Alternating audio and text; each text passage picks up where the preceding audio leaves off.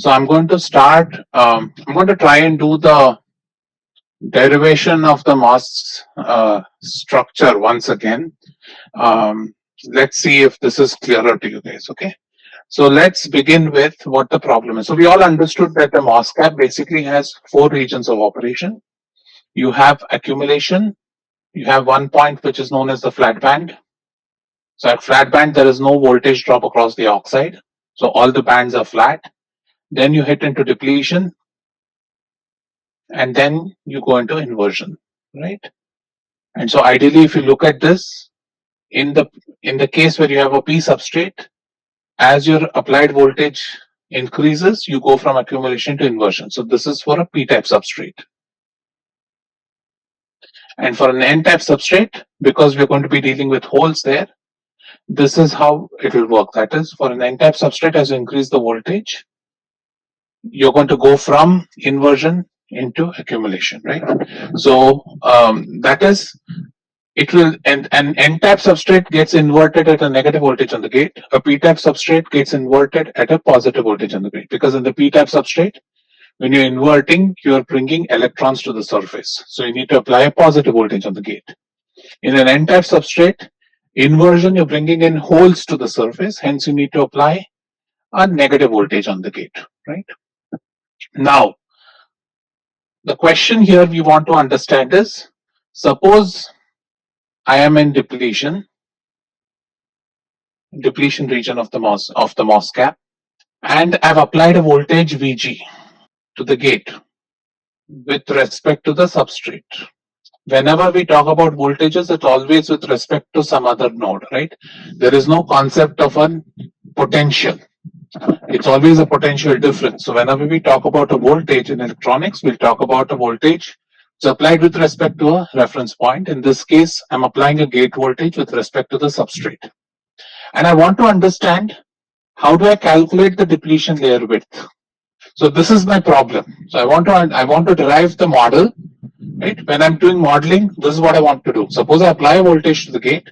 I want to understand what is the depletion layer width I should expect at that particular applied voltage, right?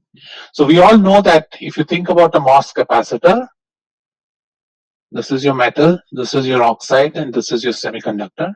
So we know that if I have applied a voltage, right? If I have applied a voltage at the gate, then the voltage at the gate, remember this is a MOS capacitor, right? If it was a MOM capacitor, I would have said that the entire voltage drops across the oxide.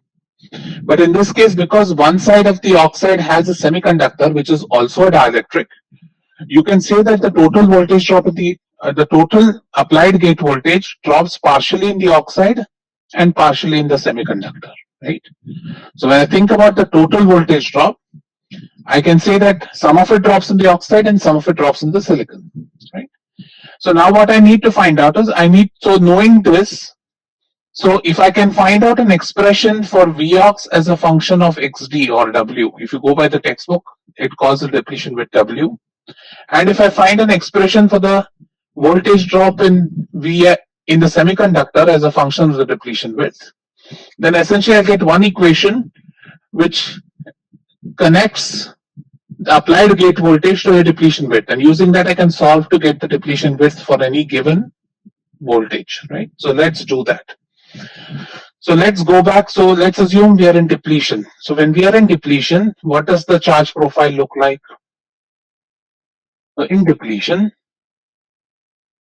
right? Again, we are assuming a p-type substrate. So in depletion, I know that if I plot, again, let me do this. Let me take a one-dimensional structure. This is metal, this is oxide, this is semiconductor, this is x is equal to 0, right? And deep inside, you go all the way to infinity. So it's a semi-infinite structure. And so if I plot rho, right? You looked at it last class. Rho, if I call the depletion width as some dipped xd, then this is going to be again uniform doping. So this is going to be my value of rho, and then an equal and opposite charge develops on the metal side of the oxide, right? So if this is given, right, if rho is given, then we know that the electric field in the semiconductor we looked at yesterday will look like And because rho is constant, electric field will be linear and electric field will be in this direction, right? There is a maximum electric field at the surface and the electric field drops to zero at xt, right? So if I want to calculate, so if I define rho, my rho is defined as 0 for x greater than xd and minus qna for 0 less than x less than equal to xt, right? And yesterday we looked at, so remember from the diode derivations, so the total charge on this side is charge in the semiconductor is given by q times na times xd, right? The modulus. Now, because we know it's a negative, then this would, you would attach the negative sign if a total depletion charge you want to calculate. So if I talk about the maximum electric field at the surface, right, the maximum electric field at the surface is just given by this charge times the silicon, right?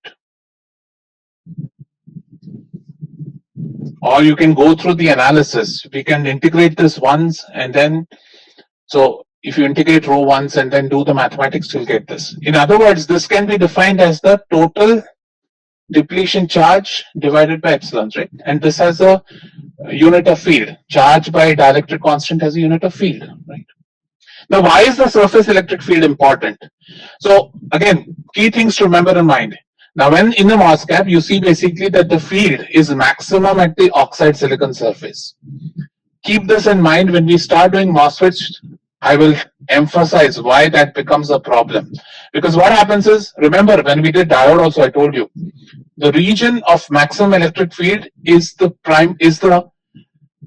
region where breakdown will occur, where wear and tear will occur of the device. So what you begin to see is when we build MOSFETs, when we talk about reliability of MOSFETs, when we talk about, okay, how long is my circuit going to function? What is the lifetime of my chip? When we start thinking about those kind of questions, then you basically have to get into the MOSFET and think about where is the field maximum. And that's where that surface between the oxide and semiconductor becomes important, and we'll begin to see that a lot of MOS properties are very, very determined by this oxide semiconductor interface. So it is not with any less value. I claim that this is the heart of the device. The heart of the device is that surface. So if you look at any process flows, any device, right, people will take a lot of pains. Engineers take a lot of pains to ensure that that surface is as close to ideal as possible. Now, if I say that the surface electric field is this, yesterday we looked at that the field in the oxide can be written as what? Again, there is no charge in the oxide. So if I look at the displacement vector across the surface, we know that the epsilon ox eox should be equal to epsilon silicon. Now let me try to keep the conventions same. E silicon, right? Which means that your field in the oxide is given by epsilon silicon by epsilon oxide. So in the case of silicon dioxide interface, we see that the field in the oxide is higher than the field in silicon, right? All right. So now if I want to calculate what is the field in the, what is the total voltage drop in the oxide? How do I calculate the total voltage drop in the oxide? If I know the field in the oxide, what is the total voltage drop in the oxide? If I assume that the oxide is of thickness Tox, suppose I say that I've taken an oxide of thickness Tox and I've told you that this field is so and so, then yes. So right, so the voltage across the oxide can be written as Etox into Tox, which is nothing but epsilon silicon E silicon by epsilon ox into Tox. What is epsilon ox by Tox? What is this value epsilon ox by Tox? Can you recognize it as something? What is this value? It's the capacitance, right? So this is sometimes denoted as the oxide capacitance. So what you see is I can write this as epsilon silicon E silicon by Cox. Again, this is another very important parameter which decides the performance of the MOSFET. So Cox is one of the primary parameters by which you can increase the amount of current you can pull out of the MOSFET. When we do FETs, we'll understand that, right? So Cox is another critical parameter to keep in mind. Now, based on this expression, I can therefore write this as QD by Cox, right? And QD is nothing but QNAXD. So what I've done right now is I've expressed my oxide potential, or the total potential drop in the oxide is expressed as a function of the depletion width, oxide capacitance, and the doping in the semiconductor. Right. So again, if I go back, what was our aim? Our aim was to find an expression. Suppose I apply a gate voltage on the MOS cap. I want to find out how does the gate voltage affect the depletion therewith. So I figured out the first part, right? The first part tells me exactly that Vg is now, the Vox I've written as a function of XD. Now we need to write Vs, or the drop in the semiconductor, as a function of XD, right? So what is the drop in the semiconductor? If I know the electric field profile, I can think about the drop in semiconductor voltage as the area under this curve, right? Because integral of electric field gives you the potential, right? So all I have to do is, since these are simple expressions, I know it's a triangle, so the total voltage drop in the semiconductor can be just thought under the triangle, right? Which is nothing but half times E surface times XD, right? Integral of electric field gives you the potential. Integral is nothing but the area under the curve. So I'm just calculating the total voltage drop in the semiconductor by calculating the area under the curve of the electric field, right? And so if I put that in, right, I get my Vs as half Es into XD, right, which is half times Es is Q Na XD by epsilon Si times XD, right? Or this is nothing but Q Na XD squared by 2 epsilon Si. So now if I write the total gate voltage, my total gate voltage is given by this, right? So which is nothing but, if you look at Vox, Vox is a linear function of XD. So Vox goes as Q Na XD by Cox, right? So I can write this as Q Na XD by Cox plus Q Na XD squared by 2 epsilon silica. So what I've developed, so basically I'm now, so given a voltage, given the structure of the MOS cap, so if I give you the doping concentration and the oxide capacitance, or rather if I give you the thickness of the oxide, then you should be able to calculate XT as a function of Vg. Can you do that? It's a quadratic in XD. So if you know what the applied voltage is, then from that you can essentially calculate what XT is, right? So now you've gotten an expression where, suppose I've applied a voltage on the gate, I can accurately predict what the depletion width in the semiconductor is going to be. All right, so now let's talk about what happens at strong inversion. So at inversion, and when I say inversion, I mean strong inversion. What did I say? In strong inversion, I'm saying that the surface concentration of minority carriers is the same as the majority in the bulk. That is, suppose my bulk was 1E15 p-type, right? The applied gate voltage at which I make the surface of this material 1E15 n-type, that is the threshold voltage. So what I can say is that at Vg equal to Vt, right, which is the threshold voltage, I need to calculate Vt, for example, right? So I need to find out how do I calculate Vt given a structure. So now let's think about the band diagram at inversion. So let me go back a few. So when I said it's inverted, what did I tell you? I told you that, let me change the color here so that you don't confuse with last times.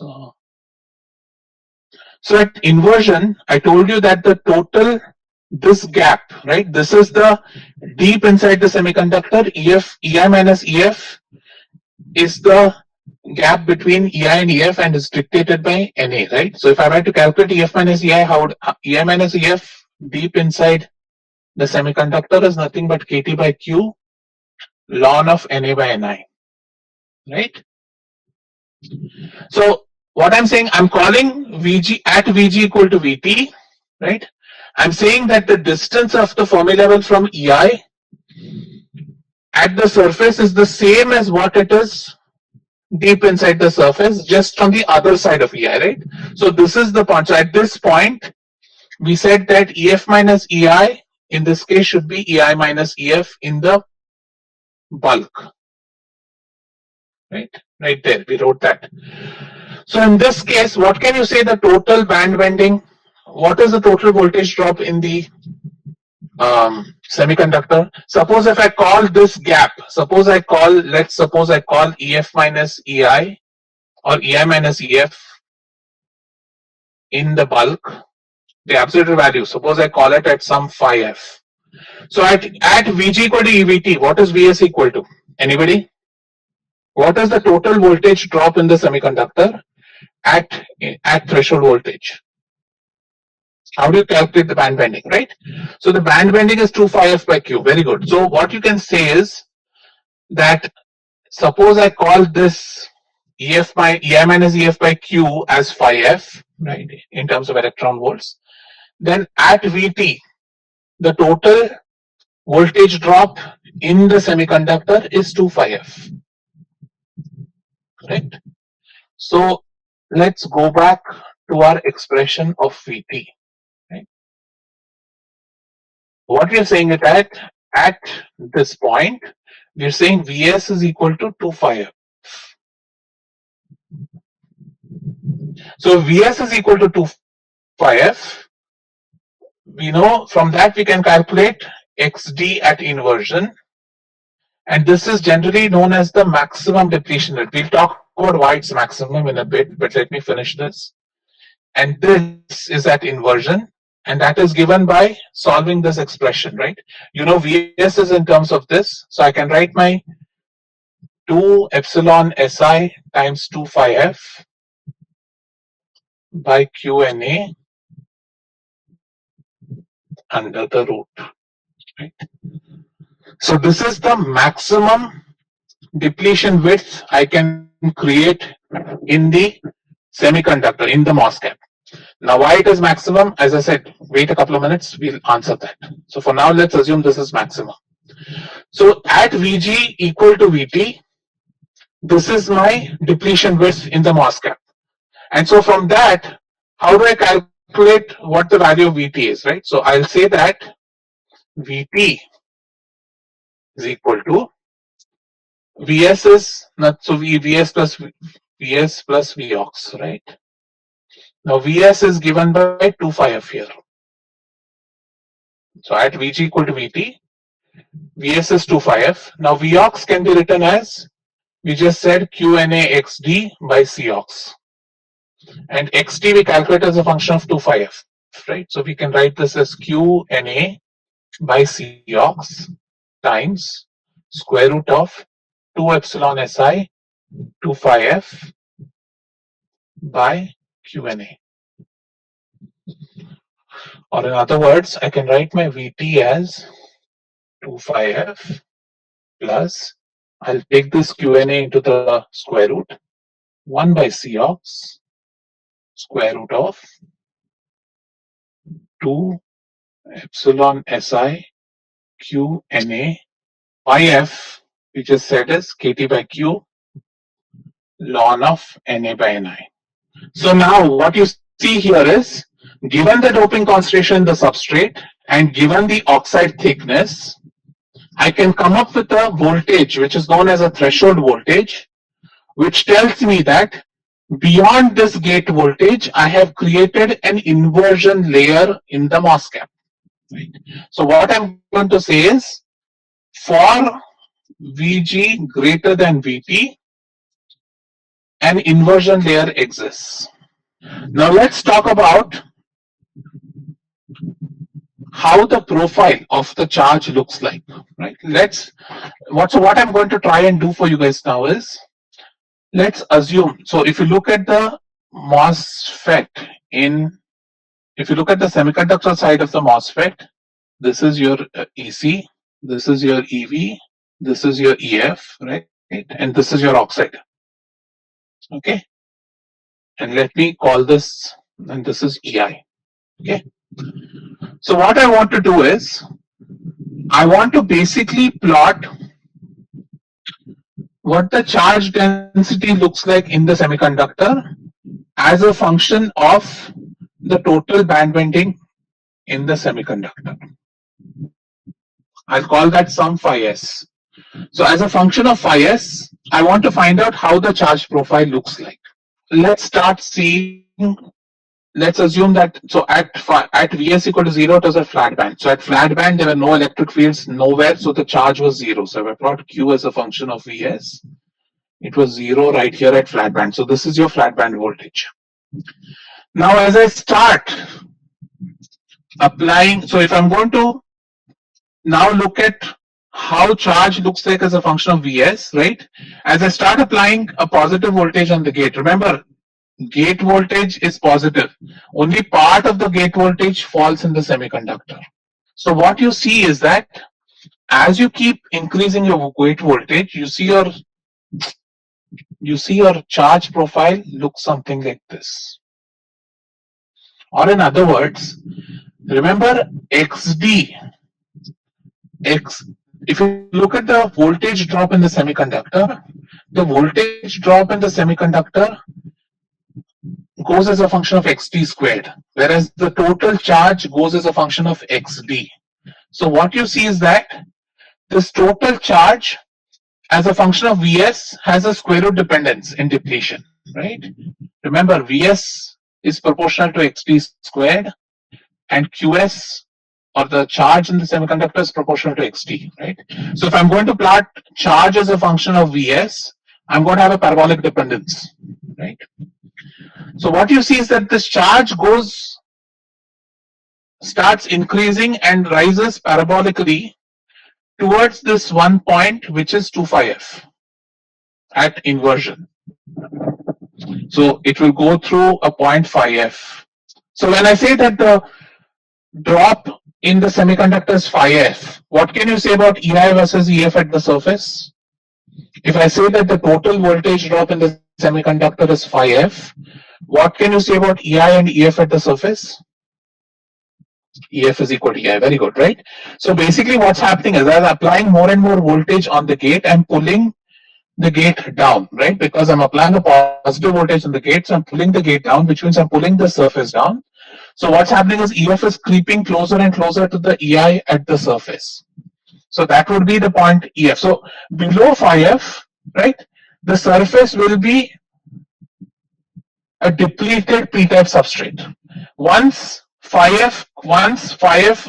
voltage in the semiconductor crosses phi f, the surface starts to become n-type, right? But it is still, because we use a depletion approximation, we say that it is still not equal to the majority carrier concentration, so I don't worry much about the charge, right? So what you see is that the charge increases. Now once it crosses 2 phi f, right? Once it crosses 2 phi f, what happens? Now a lot of, so for a small, now remember, now if phi f is now getting closer to EC, right? The EF is getting closer to EC at the surface. So what happens is, a small change in phi f, a small change in Vs after inversion causes a very large change in the inversion layer density. So if I look at the inversion layer density, if I call what is the amount of electrons I've created, the electrons I've created will do something like this. Remember, this is your Fermi function, right? As you've applied more Vs, remember at phi f, this EF was equal to EI. So beyond phi f, right, I'm creating the surface which is more electrons. And that electron density is an exponential function of Vs, right? Because if a linear change in the Fermi level here causes an exponential change in the number of carriers, Boltzmann approximation. And so what you see is that this is how the depletion model goes. And this is how your inversion charge increases. So beyond 2πf, what happens is, now you have to add these two. So beyond 2πf, your charge begins to look like this. So if you look at the total charge profile as a function of the voltage drop across the semiconductor, this is not as a function of Vg, right? This is as a function of the voltage drop in the semiconductor. So as a function of the voltage drop in the semiconductor, what you see is that the total charge first increases at a slow rate, and this is primarily your immobile charge, right? This is your immobile Na minus charge. But once it crosses 2πf, the charge is dominated by your inversion charge, which is your mobile charge. Right? These are the electrons which are thermally generated from the depletion region, which are now being pulled to the surface. And these electrons are delocalized electrons. So they are, if I apply a bias at the drain, then I'll be able to pull these electrons or drift these electrons. Right? So this is the crux of the MOSFET. The crux of the MOS cap is that once you hit your total band bending in the semiconductor, once it hits beyond 2πf, most of the voltage, most of the charge increase happens in the inversion layer density. And so what happens is, beyond this point, so let's look at the charge profile. So if I now plot the charge profile in inversion, right? Let's assume that a MOS cap is an inversion. So this was QNA. So at W, so this is your W max, right? Na minus. So at inversion, if I now, so this is your total charge in the depletion region. And now if I go back and plot what is my inversion charge at Vg equal to Vt, my total charge, inversion charge at the surface would look something like this. Now, I will not talk about inversion layer thickness. I'll talk about it when we do MOSFETs, but inversion layer is normally associated with the thickness, which is much smaller than the oxide. Okay. So at Vg equal to Vt, right? At Vg equal to Vt, we know that the total band bending Vs is 2πf, or that Ef minus Ei at the surface is equal to Ei minus Ef at the bulk, in the bulk, right? So if I look at the total inversion charge, remember inversion charge is also going to be negative, right? We have applied a positive voltage on the gate. So if you have applied a positive voltage on the gate, field lines are going to look this way. So when field lines are going to look that way, means they need negative charges, right? And so what you see is that at inversion, at threshold voltage, the total inversion charge at the surface is of the same concentration as your Na minus, right? Now what happens when Vg becomes greater than Vt? Right? When Vg becomes greater than Vt, because Vs can't change much, right? And the reason is because this charge increases exponentially, because this is a Boltzmann, it's related with the Boltzmann expression to the Fermi, to the gap in the Ei versus Ef, right? So because of that, what happens is, as you increase Vg beyond Vt, most of the charge gets increased at inversion, right? And this continues to remain the same. Therefore, what happens is, beyond Vt, W does not change much, right? Because all the voltage is dropped across the oxide, right? So instead of the voltage, and so essentially what we're saying is that beyond, when Vg is much greater than Vt, all I'm saying is that Vs continues to remain a constant, and all the extra voltage after Vt tends to be dropped across Vox. And that is because of the fact that this inversion layer creates this high density of charge next to the oxide, right? And so what you see is that beyond Vt, W doesn't change much. So we make the approximation that W is equal to W max for all Vg greater than Vt. Now this is again a piecewise approximation of the actual function. The actual function has a very slow dependence on the applied gate voltage. But to keep our life simple, because we need to understand complicated other issues with the MOSFET, we will assume here that beyond Vg equal to Vt, the W stays the same, which means that the MOS structure is associated with a maximum depletion width. Could you repeat the last part once?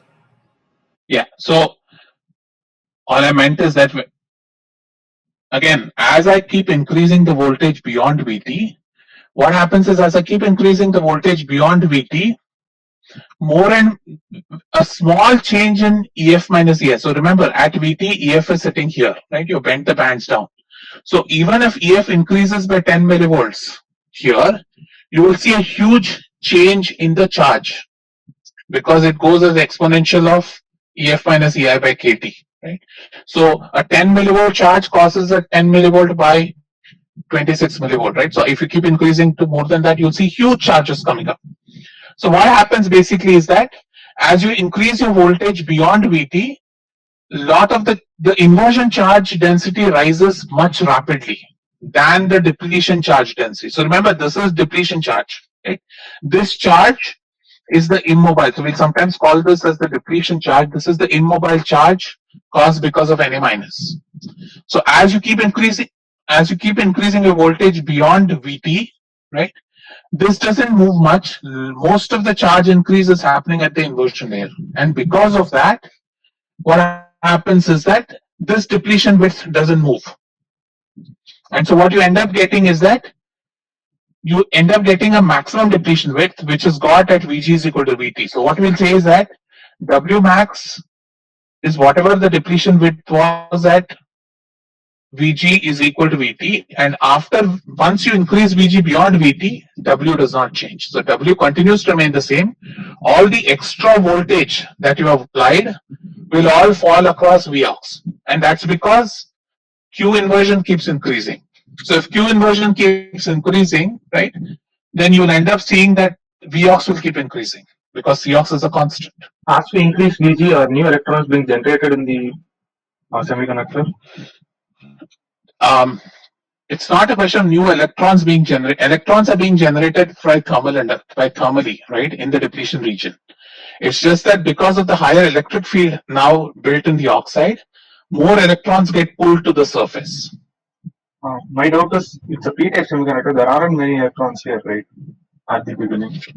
Right. So the electrons, so we will talk about that in a bit. So in the MOSFET, you get the electrons from the source and drain. In this, the electrons are basically coming from thermal generation in the depletion region. Okay, sir. So you will see that you will need to give a sufficient amount of time here, right? So suppose your generation time is 1 microsecond, right? This MOS cap will take greater than 1 microsecond to stabilize when you change the voltage. If you change the voltage faster than that, this MOS cap will not be able to respond. Yes, sir. Okay, good. All right. So let's talk about an important, very, very important concept, which is known as the capacitance. It's the CV characteristics of this MOS cap. Now, why is this important? This is important for multiple reasons. One, because it's the most basic debug tool. So to understand properties of the MOSFET, electronic properties, right? Suppose your transistor is not working as you have expected, the best way to test it is do a CV measurement on it. And a CV measurement can give you a lot of information about what's happening. It gives you can use the CV measurement to calculate lifetimes of carriers. You can use the CV measurement to calculate the VT of your structure. You can use CV measurement to calculate generation rates, recombination rates. You can use CV measurement to calculate the oxide capacitance. You can use CV measurement to calculate the depletion width. So we'll see that this is a very, very powerful technique, and it's one of the basic, again, electronic tests that anybody needs to do when he or she wants to work in the field of MOSFETs. Okay. So what is a CV measurement? So a CV measurement goes something like this. So what I do is, we do what is known as so when we spoke about it in diodes, and I spoke about what is known as a small signal analysis. A small signal measurement. So what we do in this case is, when we take VG, right? We take VG, we apply a DC voltage to it, and then we have a small AC voltage running on top of it. So for example, my voltage profile would look something like this, right? So which means that there is a DC voltage and a small AC voltage. That's why I used a small font for small AC. This small AC voltage is riding on top of a DC signal. Now, why do we do this? We do this because if you want to measure a capacitance, right? Whenever you want to measure capacitances, how would you measure a capacitance? Capacitance can be measured only when there's a time varying signal, right? At DC value, it is hard to measure the capacitance, right? And so anytime you want to measure a capacitance, you should apply an AC voltage, and then AC voltage, when you apply across a capacitance, you can measure an AC current. And so then when you know the AC current, you know the frequency of your applied signal, then you can calculate the capacitance, right? Because remember, capacitance is given, so the impedance of a capacitor is given by what? 1 by j omega c, right? So it's 1 by j omega c. So the impedance of a capacitor is determined by the frequency and the actual capacitance. So when I want to measure a capacitance, I need to apply an AC voltage, and I need to know the frequency at which I've applied that voltage. Knowing the frequency and measuring the current, time varying current, then I can calculate the capacitance. Okay. So how do you go about doing this analysis? So what we want to do essentially here is, I want to understand how does the capacitance of the structure vary as a function of the applied gate voltage. That is, if I apply, and this is DC. So if I apply, or rather I bias this MOS cap in different regions of operation, right? The other way to think about this is you're biasing. This is known as biasing the MOS cap. So by picking the DC voltage, I can tell them, I can choose if the MOS cap needs to be in accumulation, needs to be in depletion, or it needs to be in inversion, right? So sometimes I'll also treat the DC value as a bias voltage. So I'm biasing the MOS cap, and I want to understand how does the capacitance, the small signal capacitance of the structure look as a function of the bias voltage. Okay, so let's now think about in accumulation. So in accumulation, what happens? So when I say a MOS cap is an accumulation, let's assume again this is a p-type substrate. So if I assume it's a p-type substrate, what can you tell me? If I tell you the MOS cap is an accumulation, what can you tell me about it? What is the kind of voltage I've applied at the gate? Is it positive or negative? Most likely. If I say that the MOS cap is an accumulation, a MOS cap on a p-type substrate is an accumulation, negative voltage, right? So if I plot the potential, if I plot the charge density, remember when it's an accumulation, there is no depletion region in the semiconductor. So if I look at the charge, right, the charge is going to look like a whole charge, right? So these are your accumulated holes at the surface, and there is an equivalent and opposite charge in the middle. Correct? Now, suppose I've applied -2 volts here, right, as your DC value, and on top of that, I'm writing a 1.1 millivolt signal, say. That's how we do measurements typically. So what happens is, every time this voltage becomes more negative, this charge increases, right? And every time this voltage becomes slightly more positive, this charge decreases. So what you see is that if you talk about Q accumulation, right, every time this voltage changes around the DC voltage, this charge is responding to it, right? So this charge is responding to any changes in VG, right? And how is this? So if my voltage becomes slightly positive, Q accumulation decreases, QM decreases. When my voltage becomes slightly more negative, then I will see that both Q accumulation increases and QM increases, right? So if I'm going to talk about capacitance, I will say capacitance is given by dq accumulation by dV, right? So now what can you tell me about the capacitance of the structure in accumulation? Suppose I say this is Cox. What is the capacitance of the structure in accumulation? So if I apply a voltage, right, my Q accumulation is responding to that voltage. So if I assume that my accumulation layer thickness is negligible, then I can model the MOS cap in accumulation as a charge density here and a charge density QM in this side, right, in accumulation. So which means that every time I apply a voltage, these two charges oscillate. So in accumulation, I can say that my capacitance is Cox, right? Because when I apply a small DC, when I apply an AC voltage, right, on the DC, when I have a bias this thing in accumulation, then essentially what I'm seeing is that the charge on either side of Tox responds. So the capacitance shown by the structure is given by the oxide capacitance. And so what you see is that, so remember, this is accumulation, right? So in accumulation, you see that Cox, the capacitance is given by Cox and it's flat in accumulation. So as long as the MOS cap is in accumulation, right, the total capacitance that the MOS cap presents to the circuit is Cox, right? Now let's look at the case when it is in depletion. So what happens in depletion? How would you model the structure in depletion? So in depletion, right, so I'm going to model the structure. I have a depletion layer associated, right? So if I have a depletion layer associated, now when I apply a voltage VG, I have some XD, right? So I have XD, which is a function of VG. So if I make this VG slightly more positive, what happens to XD? XD becomes slightly larger, correct?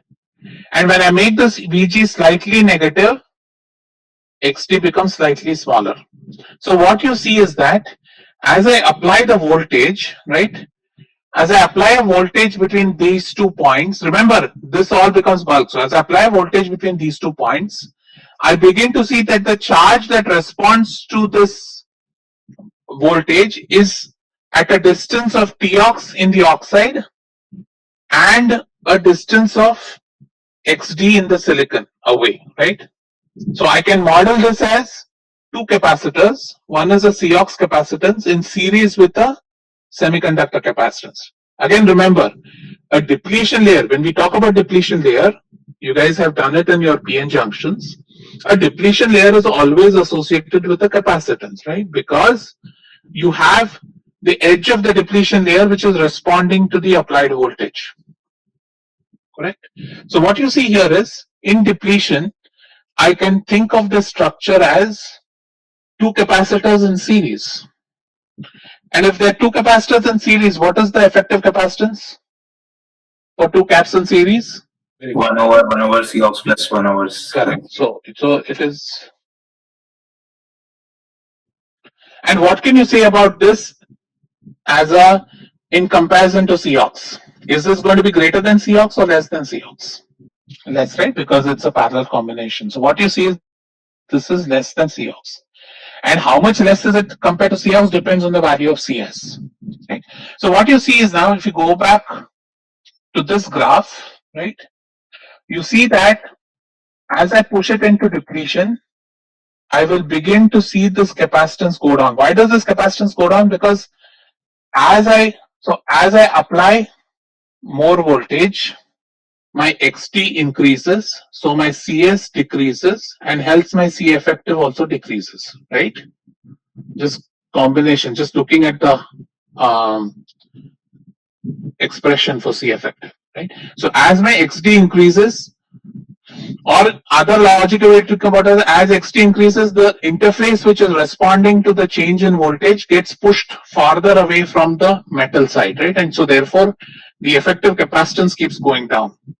So what you see here is that if I now plot CV, so if again this is 0, this is VG, this is C, it was let's call this Cox. So initially it was Cox and accumulation. Remember, this is accumulation. And then as it came through depletion, it kept dropping. Right? So this is what it looked like in depletion. So it will continue to drop till the depletion layer thickness reaches W max, right? So this will continue to happen till you get 2πf, Vs is equal to 2πf, at which point XD is equal to W max, right? And so there is a minimum in the capacitance reached. Neil, correct. So now tell me, now let's push to inversion. Now when you push to inversion, what happens in inversion? Now when you go back to inversion, what can you think about the charge profile? And this is where that, so now when you think about it in inversion I have a depletion layer, which is W max, right? But I've also created this charge layer sitting right here at the interface, right? So which means that once I've pushed it into inversion, so if I look, so in inversion, what happens? In inversion, which point will respond to a change in gate voltage? Now again, I've created this charge region at the surface, right? So which point will respond to this increase in voltage? So would it be Q inversion or would it be Q depletion? So the question you need to ask yourself is, when in inversion you have a depletion region and you have an inverted channel, or you have an inversion layer. So this has charge QI, this has charge QD, right? So if QD responds, then we know that the capacitance should be Cox parallel, Cox CS by Cox plus CS. And if QI is responding, then the capacitance should be Cox. Everybody following this logic? Right? We don't know whether is it the depletion charge that is responding or the inversion charge that is responding. So Vedant, if you are telling me that the inversion charge responds, what is the underlying assumption you're making when you say that? So the width of the depletion layer will not change. Therefore, the so what is the assumption you're making? Your assumption. So this is where Madin's question, which he asked a few minutes ago, was important, because he asked, where is this charge coming from? Where is these electrons coming from, right? And these electrons are coming from generation in the depletion region. And what can you say about generation? Generation is not instantaneous, right? Generation has a generation rate, right? So if I say that the lifetime of electrons in silicon is 1 microsecond, what does that mean? So when I say the lifetime of electrons is 1 microsecond, what does that mean in terms of generation? What does a lifetime of 1 microsecond mean? It takes 1 microsecond to recombine. Or if I'm going to think about generation, it will take up to 1 microsecond to generate an electron, right? So now what you begin to see here is that when you say that inversion charge is responding, you're basically assuming that your frequency of change of the voltage is long enough so that inversion charges are created. So what happens here is, now what you begin to see, this is dependent on the frequency of the applied signal. So if the applied signal is very slow changing, right? If the frequency is very low, then inversion charge will respond. So what you see is that in inversion, if the frequency is low, then the capacitance goes up to Cox. However, if the frequency is high, what happens in that case? When the frequency is high, right, then I'm not able to generate enough carriers. So I'm not able to generate enough carriers. What essentially happens is, now my capacitance gets stuck at my depletion layer capacitance. So what you see is that the capacitance in inversion is dependent on the input frequency. Okay, I think I've gone up over, so I'll stop here. We'll start again. This is important concept. So I'll start on Saturday again with the same. Go back and think about it. Okay. So again, remember that the capacitance in inversion is going to be a function of your input applied frequency. Okay. All right. Thank you, and I'll see you again on Saturday.